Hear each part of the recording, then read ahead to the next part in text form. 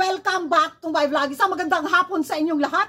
Mula dito sa Lasak City. Bilisan ko lang ito mga karag-karag kasi wala dito ang mga people of Lasak City. Walang mangingistorbo sa akin. Kaya ito, doon ko na yung pagkachismosa ko. Kita nyo naman sa ating electrifying menopausal fashion destruction look. Very inspired ito sa latest photoshoot niya. Atisan na manalo bitaw na iyang buhok. Mura bitaw na korintihan. Nga nang lupad ba? Bagay kay sa inyaha mga karag-karag. Kaya ayun, napa-electrifying menopausal din ako. Ano electrifying kuragan? Kanagumurag na korintihan. Basta word na siya sa mga electricity. Oh, ganon. Kabright ni kuragan. Ewan ko, basta yun lang yung naisip ko na ano na words. Electrifying hair destruction, menopausal destruction look. Oh, di ba? Ay. Kalambugo, jugay ka ba, bitaw, no? Pero ay, lalaban tong ano ko, limited edition English ko sa aking system galore, sa aking cell membrane. Kaya itodo ko na makakarag-karag dahil eto na nga ang mga latest na mga pachika, mga paintriga, mga kontrobersiya at chismisan, chikahan galore na pinag-uusapan ng mga active na mga chismoso at mga chismosa sa social media. Sa latest na ano bitaw, komento ng isa sa mga admin sa Thai Sashes, or siya talaga yung ano, may-ari ng Thai Sashes page bitaw sa social media na very active na ano to, vloggers, beauty pageant lovers to, kahit sa ang beauty pageant, mga pavinyo, mga kahit sa ibang bansa talagang andun siya, present talaga siya, nakaka-inspire yung mga ganito bitaw na may ano talaga, financially stable bitaw na makapunta at makapanood sa mga iba't ibang beauty pageant. Ako, very ay, makapasana all ka na lang. So, sa latest ganap ni Atisa Manalo sa Thailand sa Miss Universe 2025, nagbigay siya ng kanyang opinion kay Atisa Manalo. So, kung hindi nyo pa napanood mga karag-karag, mag-electrifying watch na kayo. Atisa look like sweet. Look like sweet, very sweet, look like a sweet into like a doll, like a princess. Okay. I want her sometime much to the a lot of energy, please. More energy. More energy, please. She needs more energy. Please, more energy, please. And if she meet the media, if she meet anyone, she might okay. You know, like queen, but strong. But Strong. now I saw Atisa.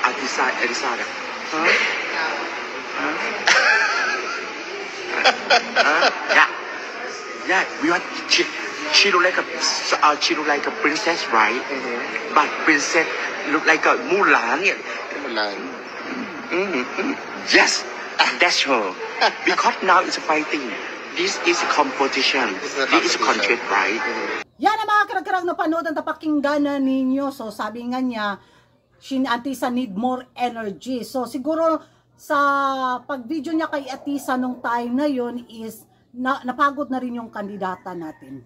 Siguro kaya ganun na lang na medyo wala na, naubusan na ng energy si Atisa. So, ako naiintindihan ko yung mga ibang kandidata na very kalmado na lang kasi ilang days na rin, di ba, yung mga pa-actividades ng Miss Universe pageant. Hindi naman sila robot. May kaluluwa at espiritu naman yung mga kandidata. Talaga namang napapagod sila.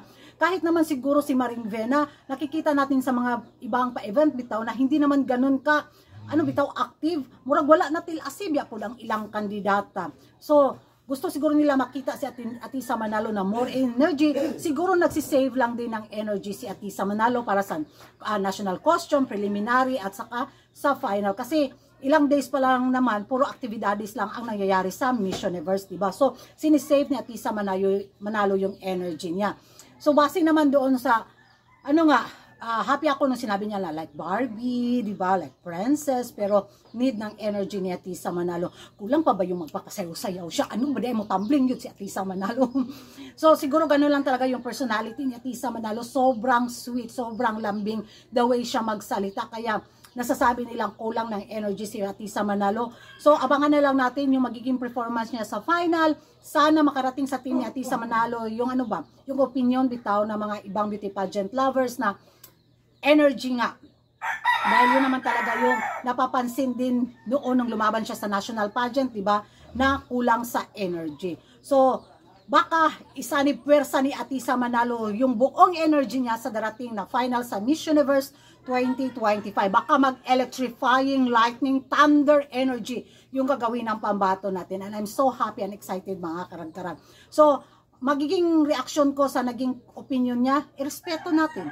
Di ba? Wala namang masama sa kanyang sinabi, kundi yun lang yung nakikita niyang kulang para sa ating pambato. O, di ba? Okay lang yun.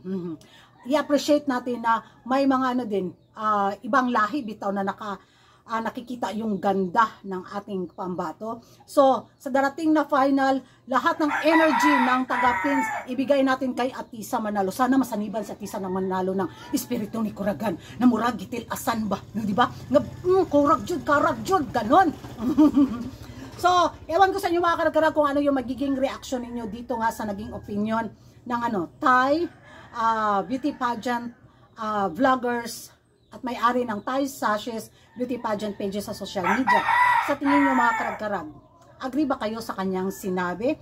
At mag-ingay tayo sa comment section at kung hindi ka pa nakapag-subscribe sa YouTube channel ko, don't forget to like and subscribe Kuragan Karag and hit the notification bell para updated kayo sa mga latest kaganapan at late na intriga sa mundo ng beauty pageant. Magiging reaction natin dyan, i-hashtag natin, #respect.